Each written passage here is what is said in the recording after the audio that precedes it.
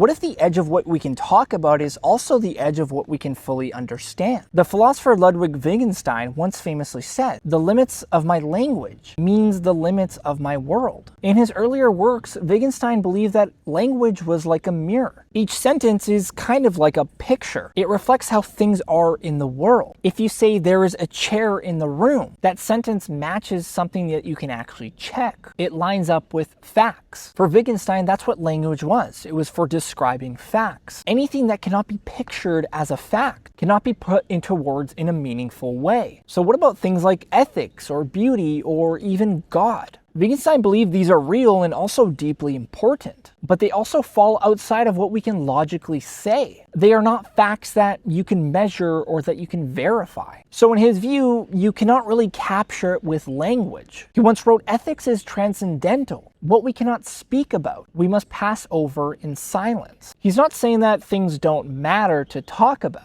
It means that they show themselves in how we live, not in what we say. But yet we still feel all these different things. You've probably had moments in your life that you cannot put into words. Maybe it was a piece of music that you listened to, or maybe a moment in nature when you were outside, or maybe a decision that you made that you just felt was deeply right or wrong. You knew it, you just felt about it, but you wouldn't be able to fully explain that to someone else. That is the exact limit that Wittgenstein is referring to, that there is more to life than things that we can put into sentences. But the part that we can speak about, the part that we can reason about, that is the part that we built our shared world on. He was showing us where the fence was for us in reality and inviting us to notice what lies beyond that fencing. So why does all this really matter that Wittgenstein said? Well, because it reminds us to stay humble within our own life. Not everything can be argued or explained according to Wittgenstein. Some things can only be lived or felt or even shown. If we only trust in things that we can say, we might miss the parts of life that matter most.